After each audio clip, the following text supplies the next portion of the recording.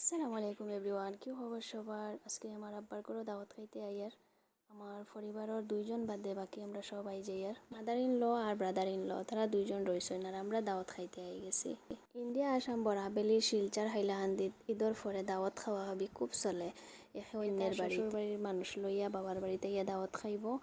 আর যদি মেয়ে একান্ত আইতে পারে না তাইলে বাবা মাও যাইবা, তখন মেয়ে তার বাবা মারে খাওয়াইলো, মানে দাওয়াত খাওয়াইলো। পরে রীতি রিওয়াজটা অনেক দিন থেকে চলে। একে অন্যের বাড়িতে এমনিতেই গেলে খাওয়া দাওয়া হয়, কিন্তু ঈদের পরে এটা আর কি কম্পালসারি।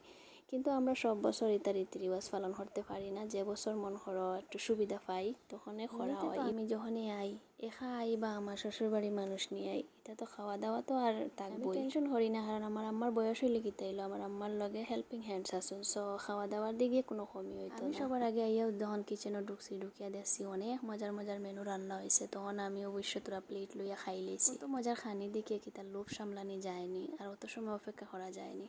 খাওয়া দাওয়া সব শেষ, অনেক গল্প গুজব হইল, চাটা অনেক 2-3 বার খাওয়া হইলো, ফ্রুটসও খাওয়াইছে। সব ভিডিও আর রেকর্ডের মাঝে ঢুকছে না, কোনো সময় বেবিরা লইয়া বাইরে আসলাম তখন আর এগুলা ঢুকছে না।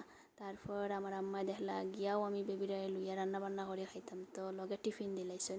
আর এখন রাইতো ইয়া বাড়িলেও কোনো টেনশন নাই, গিয়া কুলবাই প্লেট ধুইবাই আর খাইবাই। হটকেস টিফিন আছে, গরম তাবো, 5 বাটি আছে,